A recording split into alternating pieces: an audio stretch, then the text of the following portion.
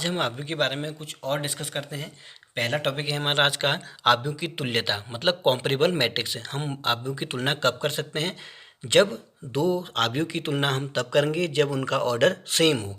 दोनों आव्यूहों का ऑर्डर अगर सेम हो तो हम उनकी तुलना कर सकते हैं। जैसे हमारे पास एक आव्यूह है 2×3, दूसरा आव्यूह 2×3, दोनों सेम आव्यूह के, तब हम इनके संगत एलिमेंट की तुलना कर सकते हैं। तो हम कह सकते हैं 1 = 1, बी बराबर 2, सी बराबर 3। इसी प्रकार डी बराबर 4, ई बराबर 5 और एफ बराबर 6। तो कहते हैं दो आव्यूह ए तथा बी तुल्य आव्यूह कहलाते हैं यदि वे समान क्रम के हो, अर्थात उनमें पंक्ति तथा स्तंभों की संख्या समान हो। अर्थात क्या कहने का मतलब है, जब उनके ऑर्डर सेम है तो उनके संगत एलिमेंट भी इक्वल होंगे। आइए अब हम जानते हैं आव्यूह का योग। जब हम दो आव्यूह को जोड़ते हैं तो किस प्रकार जोड़ते हैं और कौन सा आव्यूह जुड़ते हैं। पहले जोड़ने के लिए आव्यूह दोनों आव्यूहों के ऑर्डर सेम होने चाहिए, तभी हम उनको जोड़ सकते हैं। जोड़ने पर संगत अवयवों को जोड़ा जाता है। जैसे हमने कहा था कि अगर एलिमेंटों का ऑर्डर सेम है तो उनके संगत एलिमेंट भी इक्वल होते हैं, और ऐड करने के लिए अगर उनका आव्यूह का ऑर्डर सेम है तो उनके संगत एलिमेंटों को हम संगत जोड़ सकते हैं। जैसे हमारे पास एक ए आव्यूह है और एक बी है, इसका भी ऑर्डर 2×2 है, इसका भी ऑर्डर 2×2 है, अर्थात हम इनको जोड़ सकते हैं। तो संगत एलिमेंटों को ही जोड़ेंगे, पहला एलिमेंट का पहले एलिमेंट के साथ, तो 1+a हो जाएगा, a+b होगा आपका 1+a। ऐसी संगत एलिमेंट 2 और b को आपस में जोड़ेंगे, ऐसे 3 और c को आपस में जोड़ेंगे, 4 और d को आपस में जोड़ेंगे। तो इस प्रकार हम सेम ऑर्डर के आव्यूह को उनके संगत एलिमेंट के साथ जोड़ सकते हैं। लेकिन जब भिन्न भिन्न क्रम के आव्यूह होंगे तो उनका योग नहीं हो सकता है, अर्थात भिन्न भिन्न क्रमों के आव्यूह का योग अपरिभाषित है। आगे सेम एज आव्यूह का अंतर भी हमें वही करना है। अंतर का भी वही फॉर्मूला है कि उनका क्रम समान होना चाहिए और संगत क्रम के आव्यूह को हम संगत आव्यूह से घटाया जाता है। जैसे हमारे पास एक आव्यूह ये है, उसकी बात करते हैं। ये भी 2×2 का है, ये भी 2×2 का है, तो संगत एलिमेंटों से हम घटा देंगे। तो a-b आपका क्या होगा, 1 में से a घटा दीजिए, 2 में से b, 3 में से -c और 4 में से -d। तो इस प्रकार हमें a-b प्राप्त होगा। आइए अब आगे की बात करते हैं। आगे का हमारा है आव्यूह का गुणन। ये बहुत ज़्यादा इंपॉर्टेंट है, इससे बेस्ड कुछ ज़्यादा ही क्वेश्चन आते हैं। ये थोड़ा सा कॉम्प्लिकेटिव तो नहीं है, लेकिन थोड़ा सा कन्फ्यूजन वाला सब्जेक्ट है। आइए जानते हैं आव्यूह का गुणन। जब दो आव्यूहों को हम गुणनफल तभी संभव है जबकि पहले आव्यूह का स्तंभ और दूसरे आव्यूह की पंक्ति अगर समान हो, तभी उनका गुणन संभव है, अदरवाइज गुणन संभव नहीं है। कहने का मतलब है कि अगर हमारे पास दो आव्यूह को हम गुणा करना है तो पहले आव्यूह की तो स्तंभ और दूसरे आव्यूह की पंक्ति समान होना चाहिए। इस प्रकार हमें दो आव्यूह का गुणन कर सकते हैं। तो रिजल्टेंट आव्यूह का जो ऑर्डर होगा क्या होगा, पहले की पंक्ति और दूसरे का स्तंभ। मतलब अगर मैं इसको और इसको मल्टीप्लाई करना चाहूँगा, ये इक्वल है, यहाँ स्तंभ इक्वल है, यहाँ पंक्ति इक्वल है, तो हमें रिजल्टेंट a.a×b क्या मिलेगा, 3×2, पहले की पंक्ति और दूसरे का स्तंभ वाला एक रिजल्टेंट आव्यूह मिलेगा। इस प्रकार मैं कह रहा हूँ कि अगर हमारे पास एक आव्यूह है m×n, दूसरा आव्यूह p×n, तो इनमें ये मल्टीप्लाई होने के लिए क्या कंडीशन होगी, तो ये दोनों इक्वल होने चाहिए। तो हमें रिजल्टेंट मैट्रिक्स का जो गुणन मिलेगा m×n। आई होप कि समझ में आ गया होगा। आइए इसके गुणन की प्रक्रिया देखते हैं, हम गुणन कैसे करते हैं। गुणन प्रक्रिया के लिए दो आव्यूहों का जब हम गुणा करते हैं तो पहले आव्यूह को हम सीधे स्ट्रेट चलेंगे और दूसरे आव्यूह के लिए नीचे को। देखते हैं कैसे, क्या क्या है। पहले आव्यूह से हम ए वाले से हम सीधे आगे को चलेंगे और बी वाले से हम स्तंभ वाइज, पहले का पंक्ति लेंगे और दूसरे का स्तंभ लेंगे। आइए देखते हैं। हमारे पास एक आव्यूह ये है, ये भी 3×3 का है जबकि ये 3×2 का है, अर्थात इनका गुणन संभव है। तो पहला एलिमेंट हम चुनेंगे ए को, यहाँ से इधर की ओर बढ़ेंगे और यहाँ से नीचे की ओर। ध्यान से देखिएगा, पहले को हम मल्टीप्लाई करेंगे किससे, पहले एलिमेंट से। फिर बीच में ये पहला ही एलिमेंट लिख रहे हैं हम, ये पहला ही एलिमेंट लिख रहे हैं, ध्यान से देखिएगा, पहले को पहले से मल्टीप्लाई करेंगे, प्लस लिखेंगे। फिर यहाँ से इधर को जाएंगे पंक्ति वाइज, यहाँ पहुँच गए, इस यहाँ एलिमेंट में पहुँच गए, यहाँ से रो कॉलम वाइज नीचे को पहुँचेंगे तो यहाँ पहुँच गए, तो 2 और 2 को गुणा करेंगे, फिर प्लस साइन आएगा। फिर हम आगे को पंक्ति को जाएंगे, यहाँ हम 3 में पहुँचे और यहाँ रो वाइज स्तंभ वाइज चलेंगे, यहाँ भी 3 में पहुँचे, तो हमारे पास क्या मिला, 3×3। आइए अब दूसरा एलिमेंट हम कैसे पहुँचेंगे, दूसरे एलिमेंट से हम इसी को उठाएंगे और यहाँ से इसको मल्टीप्लाई करेंगे, क्योंकि दूसरे एलिमेंट में जा रहे हैं। तो 1×4 धन 2×5 धन 3×6, वही 1×4 धन 2×5 धन 3×6। आइए अब सेकंड पंक्ति में पहुंचेंगे, तो सेकंड पंक्ति में से भी हम इधर यहाँ की इधर की ओर जाएंगे और यहाँ से नीचे की ओर आएंगे। तो 4×1 4×1, 5×2 5×2, 5 6 गुणा 3 6 गुणा 3। इसी प्रकार से अब ये इस लाइन से हम यहाँ जाएंगे 4 गुणा 4 5 गुणा 5 और 6 गुणा 6। इसी प्रकार से आप यहाँ जाएंगे 7 गुणा 1 8 गुणा 2 9 गुणा 3। इसी प्रकार से इसी में हम यहाँ जाएंगे 7 गुणा 4 8 गुणा 5 9 गुणा 6।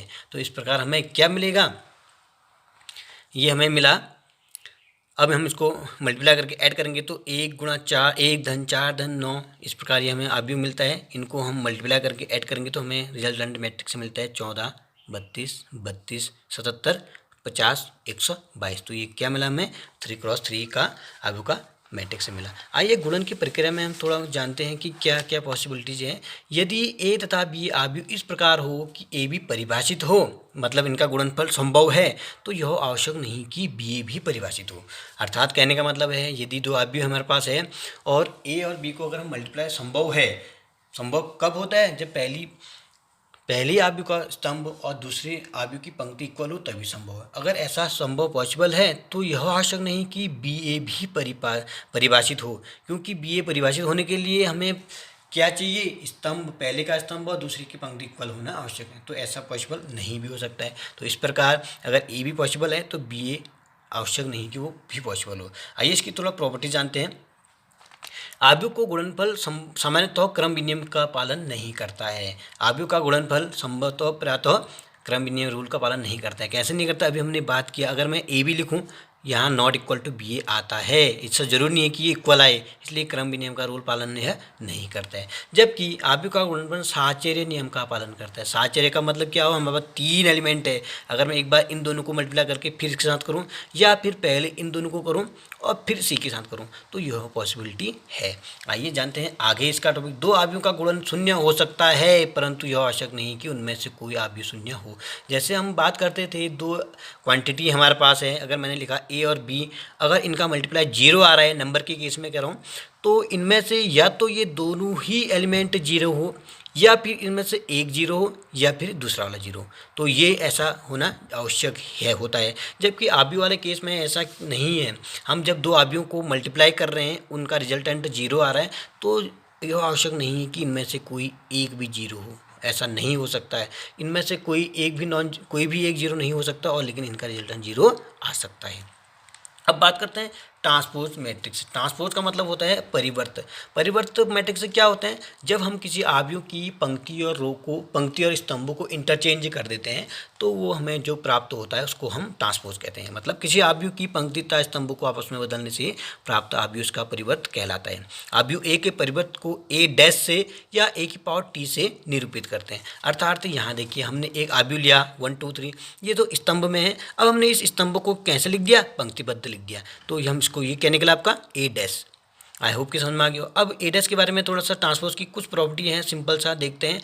पहला है कि एक कोई मैट्रिक्स है, ट्रांसपोज मैट्रिक्स का ट्रांसपोज हमें मूल अवयव मिलता है। मतलब परिवर्त अवयव का परिवर्त हमें मूल अवयव मिलता है। ए डैश का डैश ए मिल जाएगा।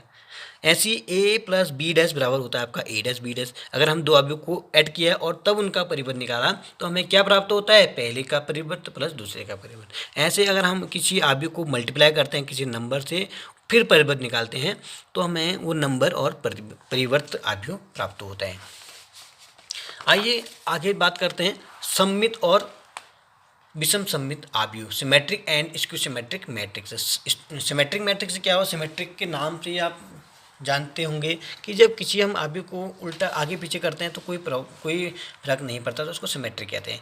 कहने का मतलब है, अगर हम कोई एक अवयव है उसका परिवर्त फाइंड करें और परिवर्त फाइंड करने पर हमें सिंपल वही अवयव फिर प्राप्त होता है, तो हम उसको कहेंगे वह सिमेट्रिक अवयव है। जैसे यदि एक कोई वर्ग अवयव हो, तो ए परिवर्त हम निकाल लें, फिर सिंपल वही हमें अवयव प्राप्त होता है। मतलब पंक्ति को स्तंभ में चेंज करने पर भी हमें अवयव में कोई चेंजेस नहीं मिल रहे हैं, फिर मूल अवयव मिल रहा है, तो हम कहेंगे वह सिमेट्रिक अवयव है। जैसे हमने बात करी, हमारे पास एक अवयव है 1 2 3 2 3 1 3 1 2। अब मैं ये हमारे पास क्या है, पंक्ति है, इसको मैंने कहाँ बदल दिया, स्तंभ में। इसी प्रकार ये पंक्ति है, इसको स्तंभ में बदल दिया, ये पंक्ति है, इसको स्तंभ में बदल दिया। तो क्योंकि हमने ए का ए डैश निकाला, देखा कि जब हमने इसको परिवर्तित किया फिर मूल तो हमें वही तो मिला, 1 2 3 यहाँ भी है, 1 2 3 यहाँ भी है, तो सेम वही मिला, तो हम ये हमारा क्या हो गया, सिमेट्रिक मैट्रिक्स है। या फिर इसकी बात करूँ, दूसरा एग्जाम्पल भी मैंने लिया है, AHG, ये इधर की ओर है, हमने इसको कहाँ बदला, स्तंभ में, तो पुनः हमें वही चीज़ प्राप्त होती है, अतः हमारा ये क्या है, सिमेट्रिक मैट्रिक्स है। ऐसी स्क्यू सिमेट्रिक मैट्रिक्स में क्या है, अगर हम किसी आव्यूह का परिवर्त प्राप्त निकालते हैं, अगर हमें वही मैट्रिक्स मिलता है बट हमें उसका साइन चेंज मिलता है, यानी कि पॉजिटिव का नेगेटिव मिल जाते हैं, तब वो क्या हो जाएगा, स्क्यू सिमेट्रिक मैट्रिक्स हो जाएगा। आइए देखते हैं स्क्यू सिमेट्रिक।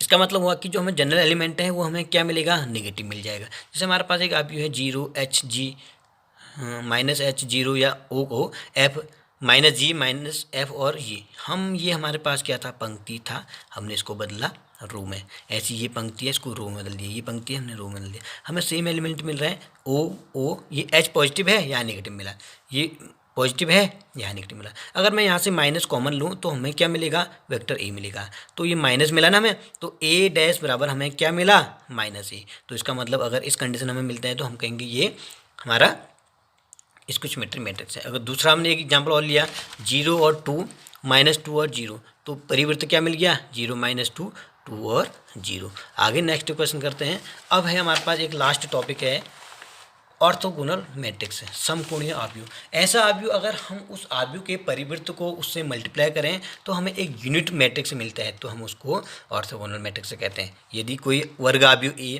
तथा इसके परिवृत्त आव्यूह ए डैश को गुणनफल एक इकाई आव्यूह हो तो आव्यूह को हम लंब आव्यूह कहते हैं या ऑर्थोगोनल आव्यूह कहते हैं। आई होप कि समझ में आ गया होगा। Thanks for watching, thank you.